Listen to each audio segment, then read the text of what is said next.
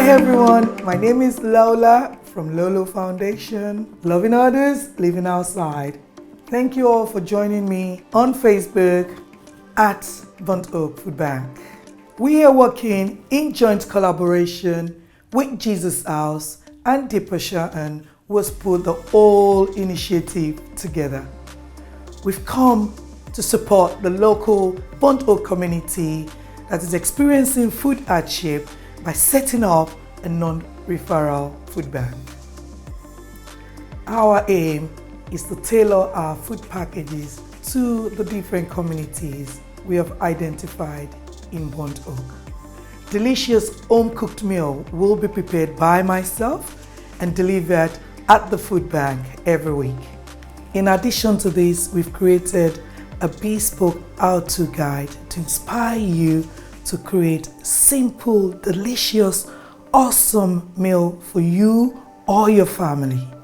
You can achieve this by using the ingredients you've received from the Burnt Oak Food Bank and also to educate our society on how to use best before items.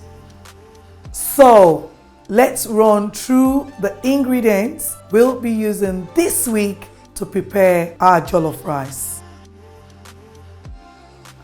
My first ingredient is the onion. Onion is a baseline. It's a fundamental ingredient for the jollof rice. You can use your onions for your sauce, for your stew, for stir frying. Obviously, I'm going to be cooking jollof rice, so it's my first ingredient. So my second ingredient in preparing jollof rice is my bell pepper.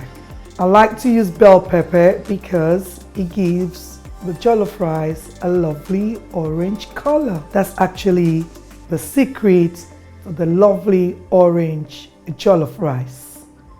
The flavor of the red pepper is amazing. It's lovely.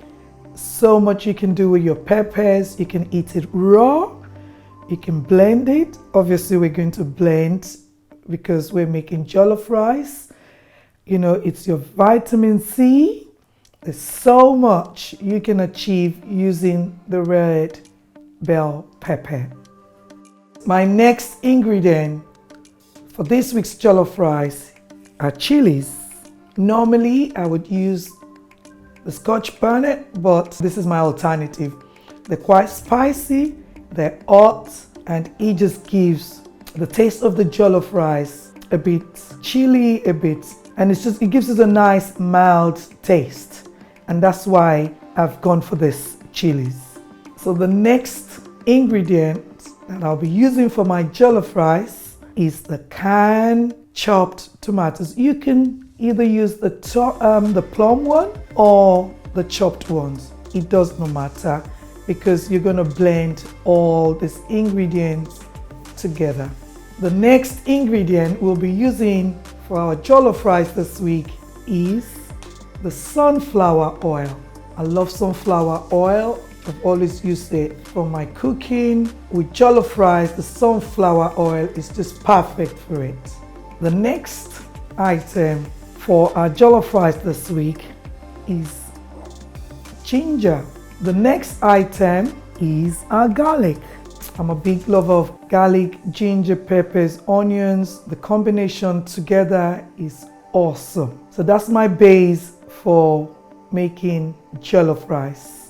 The spices I'll be using for our jollof rice this week is thyme, curry, and vegetable seasoning, and a bit of salt. We are just about starting to cook the jollof rice. I'm going to put a little bit of oil, sunflower oil, in the pan, and I have previously chopped my onions. I love to put the onions on the sunflower oil just for the aroma. Talk you through what I'm putting into the sizzling onions. I've got my blended bell pepper, my chilies, and my onions into the tomatoes, and I'm now going to pour it into the sizzling onions. Sometimes you don't need to put this, but it's nice sometimes if you put it, but I'm going to put a bit of chili for you. I'm now going to add a tablespoon of thyme, a tablespoon of curry powder, about a tablespoon vegetable seasoning onto the stock. I'm now going to stir it all together and leave it to cook for about 15 to 20 minutes. So now I have washed the rice. Today I'm using long grain rice. You can use basmati, you can use whichever preference of rice you prefer. And I'm now going to pour it into the tomato sauce.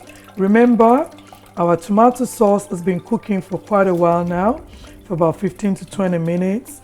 I'm going to make sure I drop every grain of rice into the pot.